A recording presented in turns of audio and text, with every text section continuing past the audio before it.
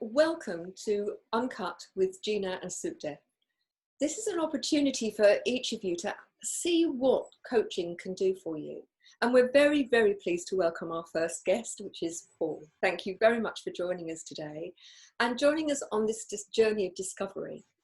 It's an opportunity for you to have the expertise of two of us. You get us in stereo. And so I'd like to ask you the question, what would you like to get out of today?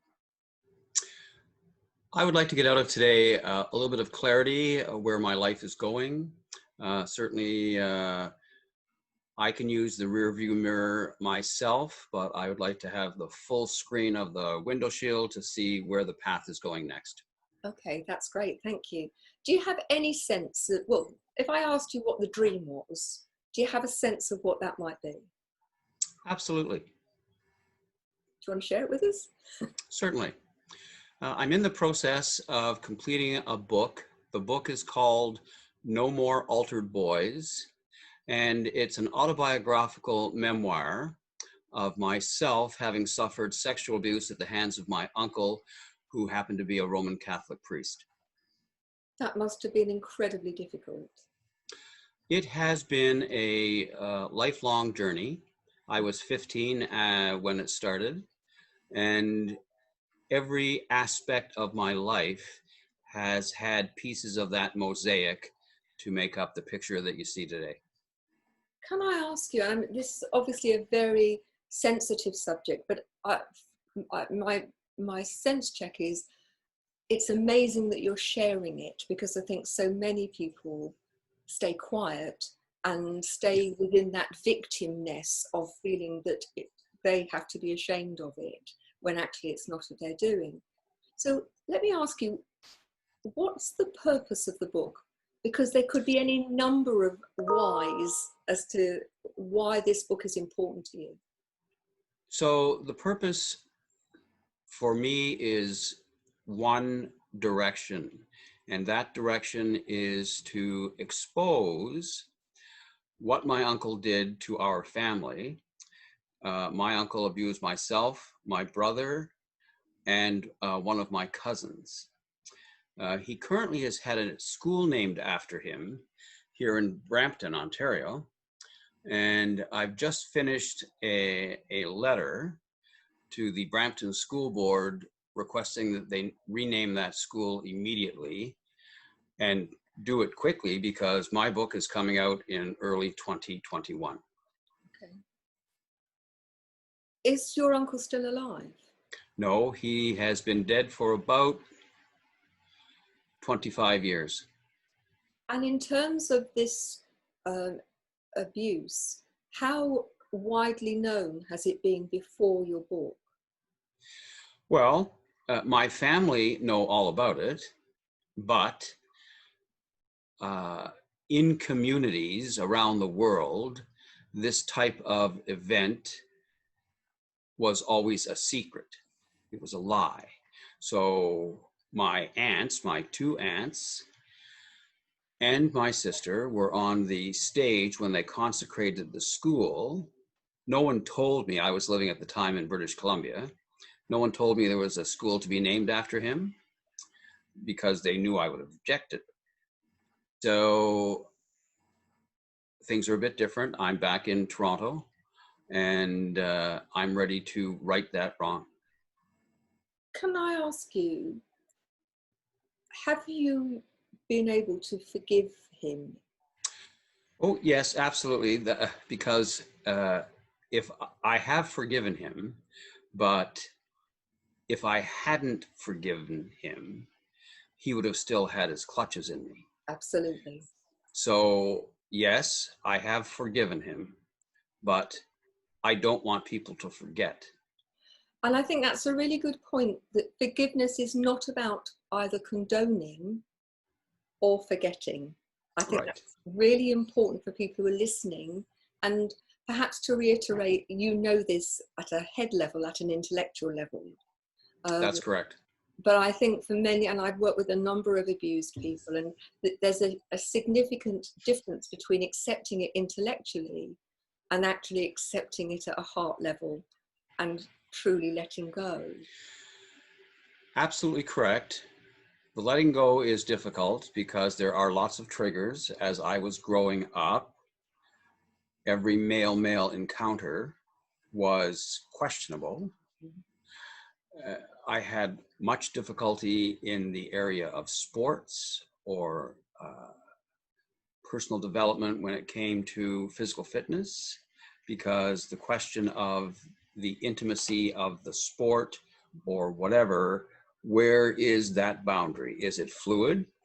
And along the way, Gina and Sukhdev, in my path, so I have a number of people in my life, and I'll use two examples if I might. One was an internationally known physical fitness trainer, former Army individual. He made a documentary. He's a motivational speaker. When I went to see him, he was doing CrossFit. So he said, let's have a bit of an intake. We did the intake, and I said, he said, well, I could recommend this person. I said, no, I'm uncomfortable in group settings told him of the abuse. And he then puts his pen down and says, I think we're gonna get along just fine. The identical thing happened to me, except he wasn't a priest. Another friend, longtime friend, so his picture is Harley Davidson rider, former military, two loving daughters, very much the family man dominant. One night over dinner, asked about the book, I mention it, he says, I need to tell you something. My mother couldn't look after me for a time when I was growing up, and he went to 5 different foster homes. In every foster home, he was sexually abused. So the interesting thing for me is when you're dealing with it on a personal level, you often think you're the only one. I think We now know, of course, I mean, historically, that this abuse piece is throughout the Catholic Church all over the world. But then the trickle down effect is that it is in other segments of society. And the issue is when you tell someone, no one believes you. The coach wouldn't do that. Your uncle, impossible. So it's who believes whom? That's the question of the victim, because you can't tell anybody because you're afraid they won't believe you. I mean, there are statistics, but living it is one thing. Inevitably, abusers will often look for opportunities where they are in positions of authority, positions of status, that they are maybe pillars of the church, pillars of society, whatever. And that, I think, has made it very difficult. But if I may, I want to take you back to where we started. Yeah. You wanted some clarity about your way forward. Now, right. The book is obviously part of that, and part of your journey around dealing with the abuse for yourself and helping other people recognize that they're not on their own. So my question, and then I'm going to invite Sukhdev because I'm rather hogging this, but my question to you is, once you've written the book, I'm sorry? Once you've written the book and the book is out there, is that, and I don't mean is that it and that's the rest of your life, but in terms of, is that, do you think, going to be able to give you some real sense that you can now move on? So Gina, the book is not written in anger. It's taken me... That comes across very clearly. Okay. Very clearly, okay? Thanks. Nothing further from the truth in terms of the energy that comes from you as how you are presenting writing the book. Thank you. So, and in it are steps to help the church and other organizations deal with this type of systemic problem. At one point, there is a 100-question ordination quiz that candidates should be given to see if, in fact, they don't possess that latent need to have sex with young men and young boys. Also, the book will be, upon release, translated into Spanish, because Spanish is the second most read language in the world, and Spanish is the language of the current Pope, who is from Argentina. So hopefully there is some connection between this is what happened, this is the outflow, this is what could happen next. That's my hope. Okay, so I'm sorry, I've just got one more question before I hand over to you.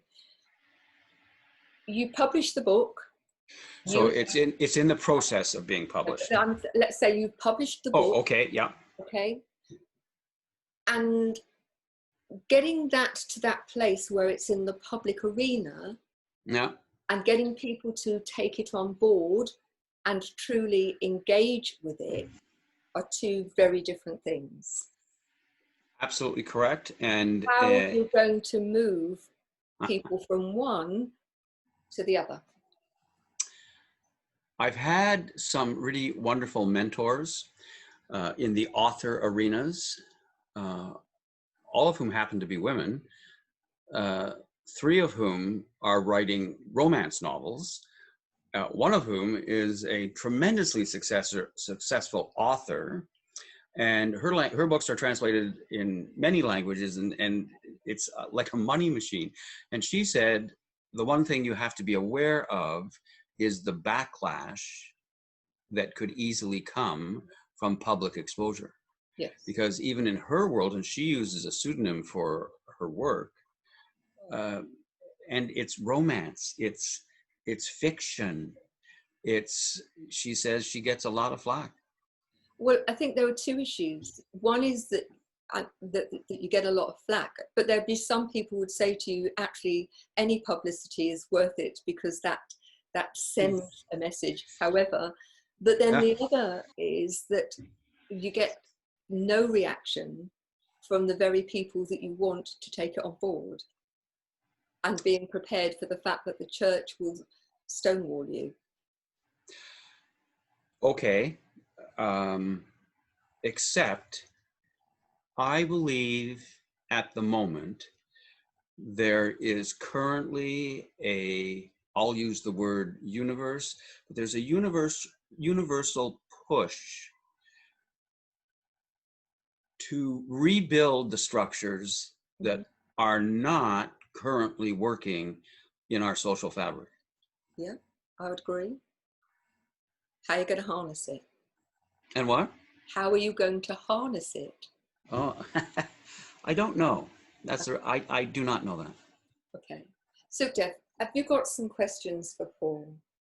Yeah, I want to, thank Paul for sharing everything. Absolutely. For sharing this with us. The question that I now have is, what would you say is the biggest challenge for you to go from where you are now to the next step, where you want to be? So the biggest challenge, I think, is getting the rough draft to final draft, finding a publisher. I have a publisher interested. My mentors say, no, that's the wrong one. So finding the right publisher who also can handle distribution. Pardon? Self-publishing. Yes, actually, my first book, I wrote another book. My first book was on business. I had teaching as my background and then business, and I wrote a book called Small Business Sucks, but It Doesn't Have to. It's quite funny. It's a bit of a how-to guide. I self-published that, and it was successful. It's out of print. And it's out of print because when you self-publish, you have to pay for the printing. Not if you use Amazon Print on Demand. Who? Amazon Print on Right. Demand. Or Well, right. And so my book was published in 2000. Yeah. So have I thought of it? Yes. But the people in this camp say, no, you need a publisher that can print the number of copies that you want to have in the market. So, and I'm not confident I know what the answer is. No. Okay. How about you two? Any interested in publishing? Well, I've got 5 books. I've done that through a sort of halfway house, through an organisation that will just they do all of the sorting out for you. You pay, but they do all of that.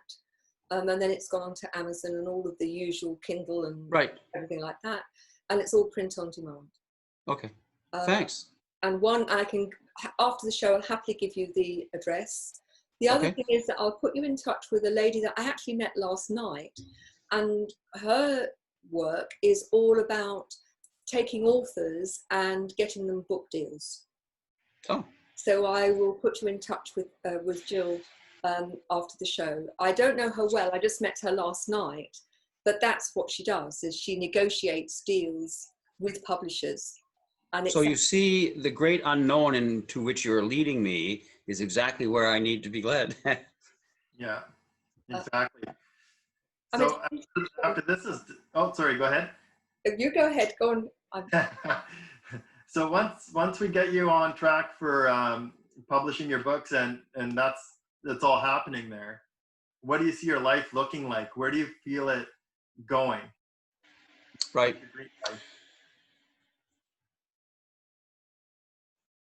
Well, as you know, I've made a major life change moving from Vancouver Island to Toronto.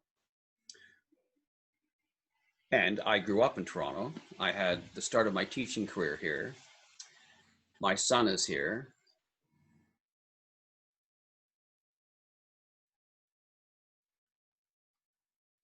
I'm not sure where do I see myself. If you use the Indiana Jones approach and you're stepping out into the abyss, unknown or unsure of what's beneath you, the road appears.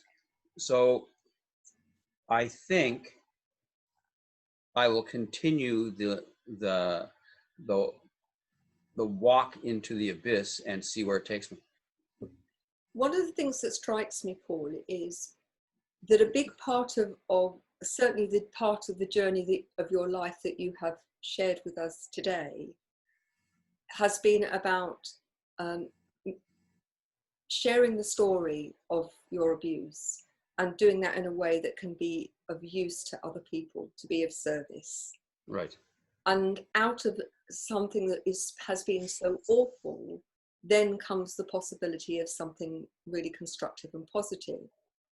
One of the things that strikes me, and I call this a gut dump, okay? So I don't know if this is true, but when you have something that is so important, so very much part of the fabric of you, and then it gets to the point where it has its own life, if you know what I mean, you've launched it, that sometimes that sense of purpose becomes a bit fragmented and foggy.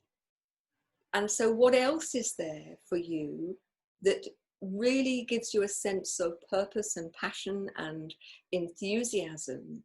Because I think one of the challenges for you will be when the book is launched and things are going, what's going to take that? Because that, I get a sense, there's a real drive in your life at the moment. What's going to give you that same sense of drive, but in a different way? Good question. I'm unsure of the answer. Okay. It could be, it could be, I mean, in the macro sense, I would like to think that the current leadership in the Roman Catholic Church would search out those who could possibly help stop this, for lack of a, stop this item. I don't even know how to describe it. But if you have read recently, like, the book has got lots of research in it, and there is one aspect where this young priest, diocesan priest, called to Rome. He thrilled because from the seminary to go to Rome is every young priest's dream, to be part of the Vatican. Like, I mean, it's just huge. So here's what happened to him. He was given an assignment to go to the American Roman Catholic Church.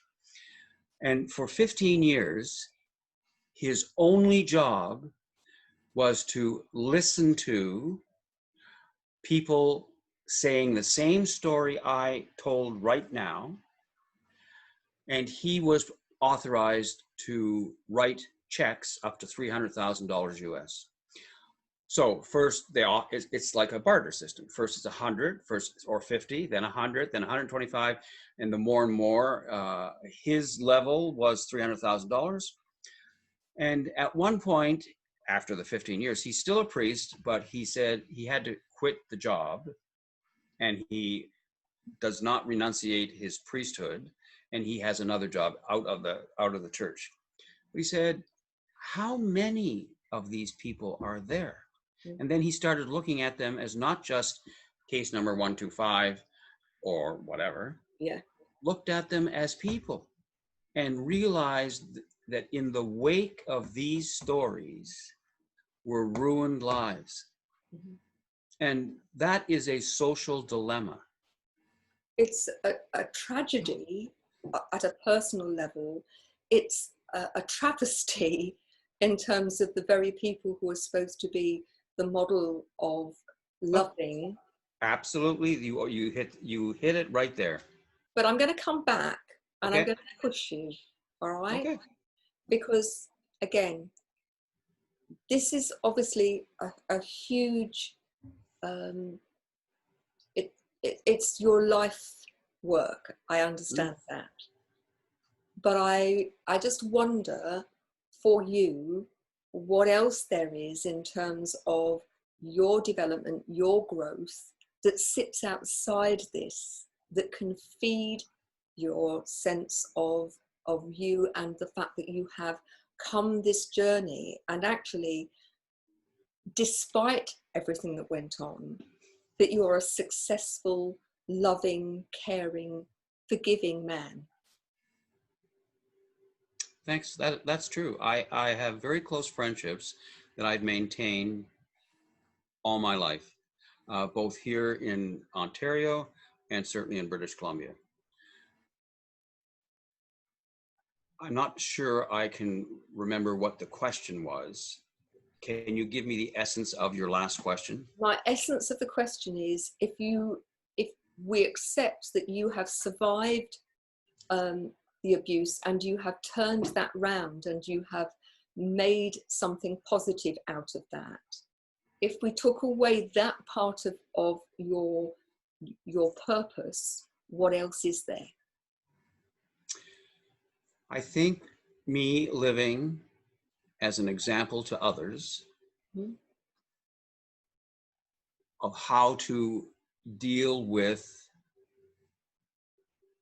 this type of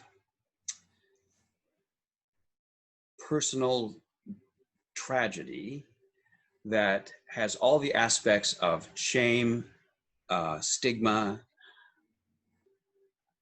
Oftentimes there were, the outflow of sexual abuse, male or female, has all of the things, suicide attempts. There's a million different things, not a million, there are several different things that come with the abuse, and how to overcome it.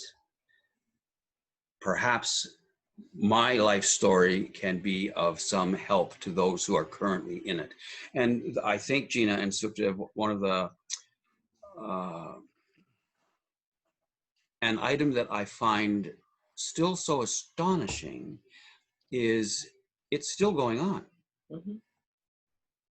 And So there are certainly signs in terms of the way in which children are abused and trafficked, that it's going on yeah, on a grand scale. Yes. yeah, it's fascinating, really.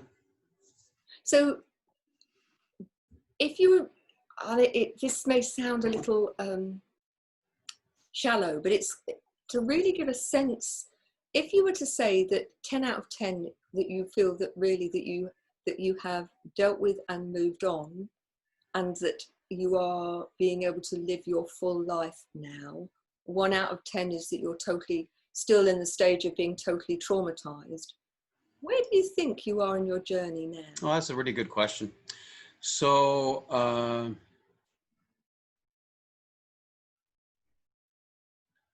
the book wasn't written overnight. It's taken years to write it.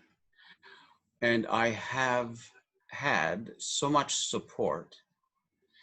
A very close friend in Ottawa said, can't wait for the book to come out, and the outflow will be, and I think this could be correct, there will be some notoriety. I would like to be able to help the established church if they would let me in.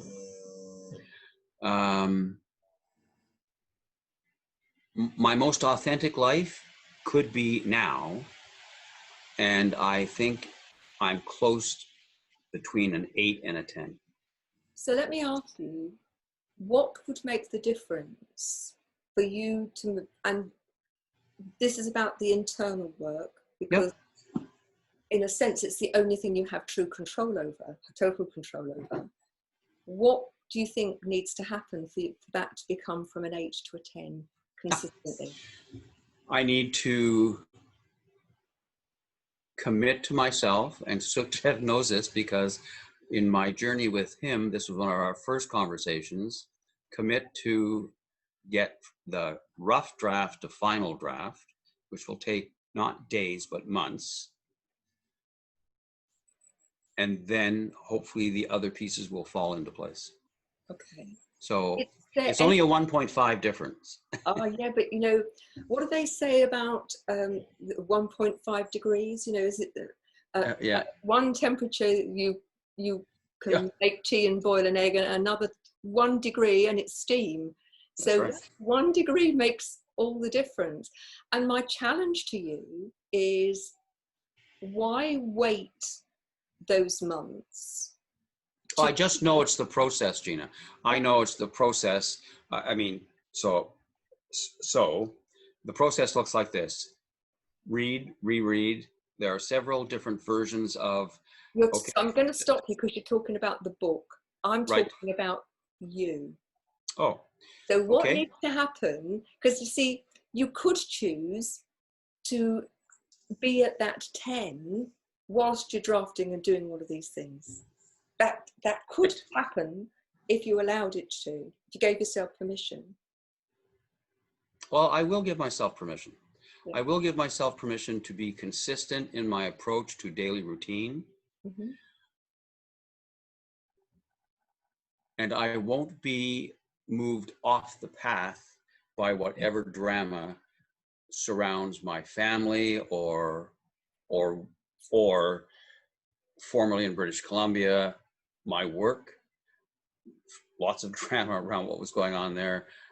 I've left that behind. And I'm grateful that I've left it behind. I have lots of wonderful memories. I've been here for a month, is a brand new start. Mm-hmm. Great. So I'm just going to, I'm going to hand over to Sukhdev in a moment. But I just want to give you the challenge in. Let me give it to you in a different way. Often when people are, and I'm not suggesting that you're worried about things, but I want to use this example. When people, something happens and it feels like a mountain, one of the techniques that's very simple to use is to ask the question, you know, it's a mountain today. Will it be a mountain or a molehill tomorrow? Well, what about in a week? What about in a year? What about in 5 years or the end of your life? So if it's going to be downgraded into a molehill in time, why not choose to downgrade it now? in fact, what I'm asking you is, in a sense, the opposite, that you're an 8 now. Why not look to be at a 10 now and enjoy that 10ness, if you like, while you're doing all of these other things? Excellent. That's a very good push. Yeah, Thank you. because every day is so precious, and you know, we might as well live it our best life. And part of me thinks, you know, you have such an amazing thing to offer other people. How about offering them that model, that you don't have to wait in order to feel that you have overcome what's gone on in your life, that you can do it now? Thank you. I'm greatly appreciative. So, Sukhdev, I'm sorry, I've hogged the coaching chair. Not at all. It was good discovery. So thanks, Gina and Paul. And I guess a question I have for Paul is, what does a day in the life of Paul look like right now? Since you've been there for a month, it's been it's been like a fresh start for you. What does it look like? What's your day to day? Well, okay, so that's a really interesting question. So my day-to-day stuff, there's parts of Paul that's still on British Columbia time. So I think I'm awake all the time. I get up, I'm living with a wonderful friend. We used to teach together. And so I get up, the day looks like this. I get up, I go swimming, make breakfast. I have for the past month been meeting family, people I haven't seen for years. And then my mind is sorting what I have to do with the project of the book. So I have all the stuff here. I'm ready to roll. I appreciate Gina's push to be a 10 out of 10. So I'm going to start that as soon as we're finished. And then I might go swimming again. Okay, so there's a lot of exercise, and there is. No, that's good. That's good for you. So let's say we know you're focused on your book, and we know that the life I'm getting that the life you want to lead is to help others who have been in gone through the same struggles, situations, and things like that as yourself. That's correct. Yeah. So while you're pushing for the book and working on it, to get your mind towards that 10 out of 10, and I know you said you wanted to work with the church, if they would take you in as like maybe a coach to help others who have been in that situation. Is that right? Yes. Okay. And so what about creating like I know the name is a big thing with your uncle's name in that school. Yes. So what about creating something more positive from your name? Maybe Paul Thompson Center. So you can bring in other coaches who have been in the same situation as yourself, who can go out and not just do that in Ontario, but in British Columbia, Alberta, maybe even into the States, to help others, because we know it's a global issue. It's not just in one area or another area. It's quite a large thing. But I think by you taking lead on that and creating something that's so powerful to help others, so yeah, because it's a huge thing. I think that would be really helpful. And I've never thought of that. Thank you. It sounds to me there's two strands, aren't there? There's the one about helping the victims. Yes. Whether they were abused by somebody within the church or within another organization or by a member of the family. I think there's an extra something when it is the church, because they are supposed to be this huge example. But there's also then about how you get the church to change. And right. So for me, I can see those two separate strands. And again, using your idea, Sukhdev, about engaging people who have been in that process, part of their recovery, if they haven't recovered, may very well be about helping you create a groundswell that says, you can ignore me when I'm 1. You might be able to ignore me when I'm 5, but you can't ignore me when there's 100 or 1,000 or 10,000 people saying it's time to do something. Your collective voice, if you're able to harness those people, your collective voice will have far more power than any one of you as an individual. Right. Thank you very much. I actually never thought of that, but I think that's a brilliant idea. And you can start to do that now while you are writing the book, I can. can't you? Yeah. I can do that right away. Yeah. Did you just think that up here's Suk, or how did that happen? I listened to everything that was going on here, and since we had that meeting and we took our course together. Yes. In 2018, and that's where we were partnered together to coach one another, and which you've said really nice things in front of the school and for me, which was really nice. Thanks again. I only told the truth. Yeah, thank you. But just from the understanding, and I know how special you are and the impact that you can make and the passion you have behind everything that you're doing and the purpose that you have in life, it just came to me that, you know what, Paul is going to do something big.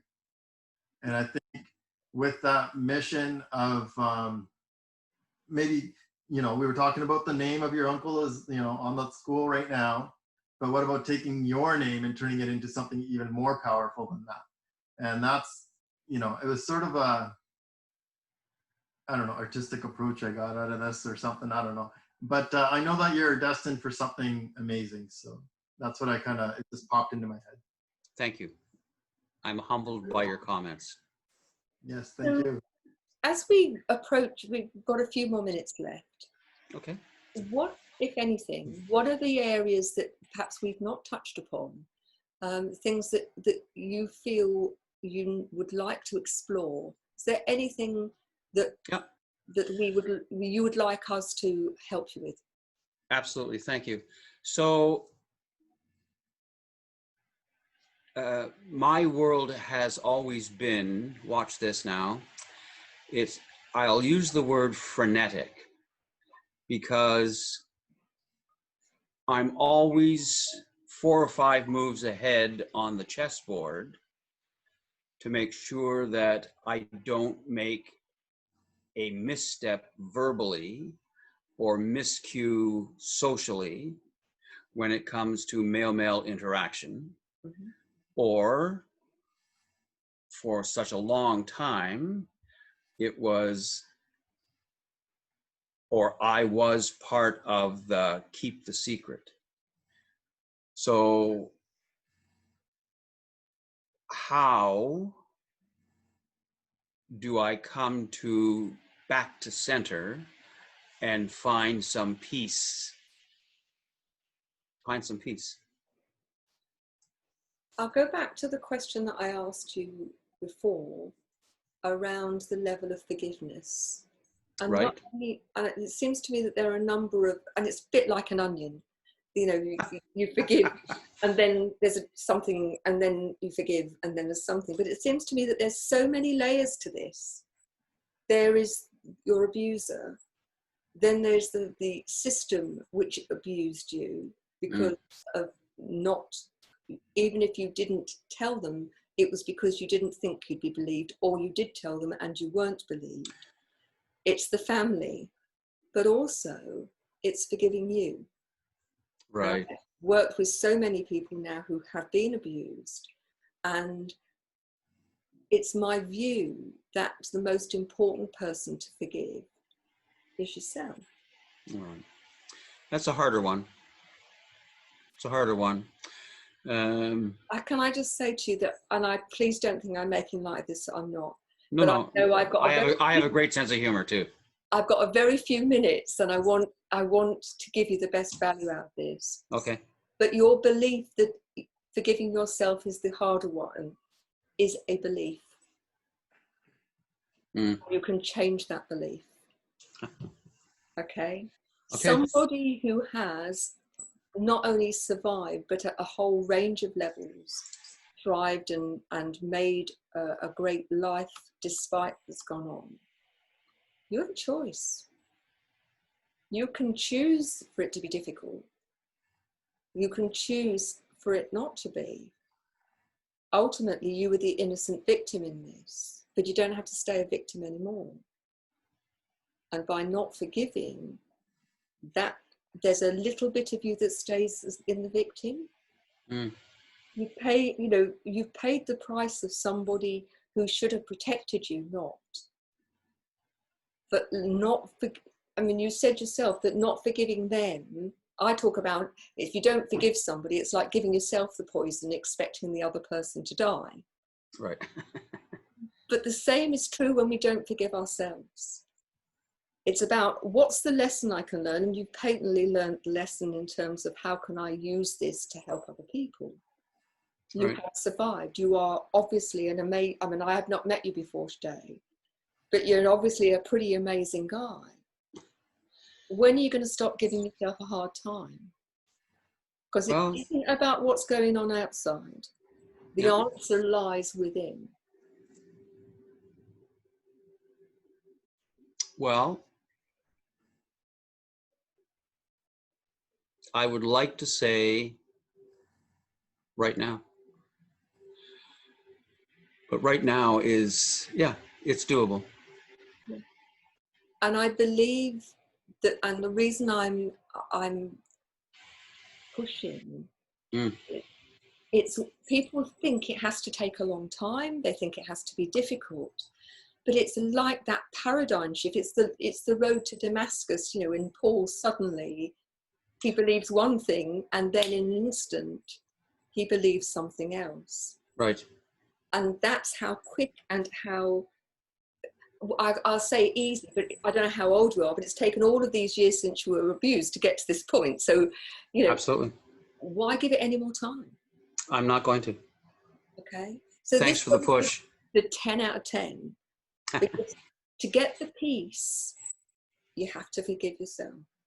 Okay. Yeah. Thank you. Talk about being frenetic.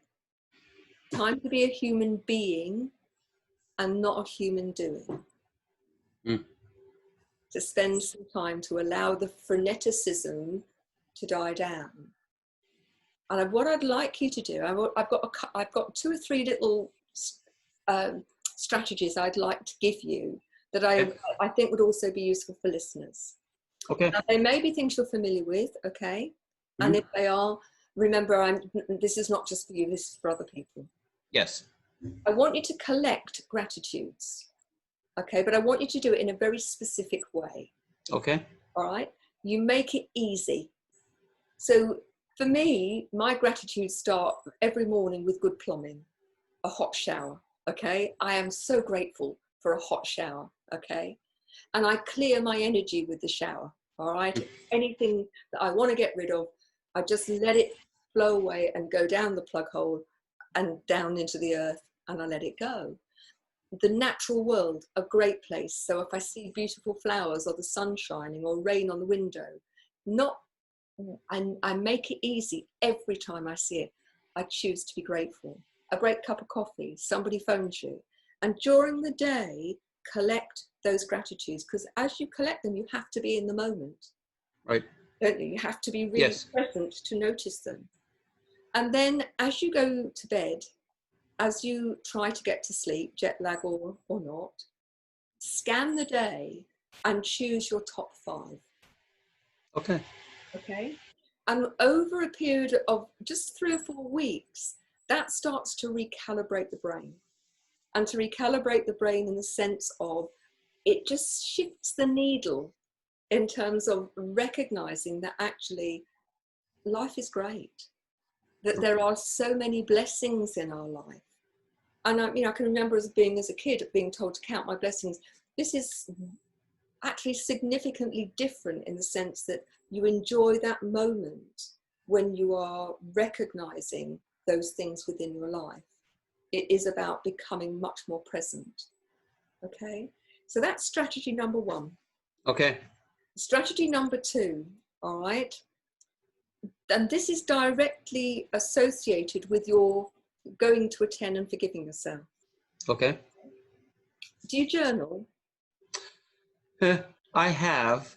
I'm not consistent. That's fine. What I want you to do over the next week is I want you to keep a list open. Okay. And on that list, I want you to write down all of the amazing things that you are capable of, that you have done, that you are. All right? Okay. I will. You're who you are, the essence of you. All right? And I want you to really own it. Okay. Okay. Yeah? Yes. And the third thing that I think you would find helpful to do, and you said you've got a great sense of humor. Yeah? Okay. You're dealing with stuff that it's big, it's heavy. So the counterbalance within your life is to look for opportunities to be playful, to be light, all right, to be joyful. Because the danger is that it becomes unbalanced. Right. Yeah. Thank you. I'm pretty playful. That's great, but make an aware, a conscious decision how you deal with these things. Okay. To do that in that lighter way. And I think that then you get the energetic, the vibrational momentum that comes out of that. Okay. Yeah. So that's my suggestion. Thank you very much, Gina. You're very welcome. Sukhdev. Yes. So I'm gonna go into your how you get into your 5 moves ahead, like your chess game. So what I'm gonna ask you to do is continue to work on the book, and while you're working on the book, just come up with a name for your future. So Okay. about the Paul Thompson Center, for example, use that as an example.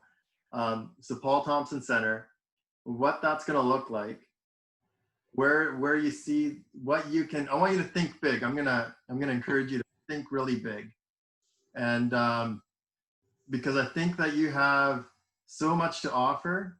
You have insight. You've written a book about your life, which is a really tough thing to do when you've been in this sort of situation, and I really think you're going to help a lot of people.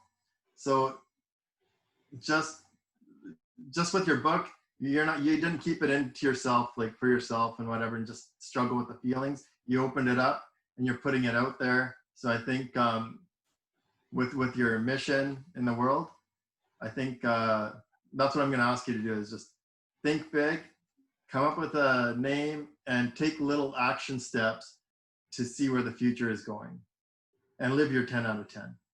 Okay. Thank you very much. You're very welcome. It's a pleasure to have you. Thank you very much for being so open and sharing. I'd like to say thanks to Sukhdev. Sukhdev is the creator of an organization. Do you want to just spend a moment or two telling people about your organization? Yeah, so Creative Discovery Group is a group of coaches and consultants. We're in 12 different countries, and the job of we know that there's a lot of when people get into coaching, there's a lot of struggles to get going, and we provide the platform to help them in their success, and basically we think really big, and we want others to accomplish more. Some of the things that we're doing is we're providing solar panels and batteries to Yemen during the war. They've been in a war since 2015, so we've been doing that. There's quite a few different things, but you can check it out at creativediscoverygroup.com. Thank you. And I'm Gina Gardiner, and my organisation is Genuinely You. And my work and the work of the people who are with me is all around personal empowerment and enlightened leadership. And in the new era that I think of consciousness that we're moving into, we need a very different sort of leader. So this is about people who lead with integrity, courage, and compassion. And if you're a business leader, actually want to be profitable too.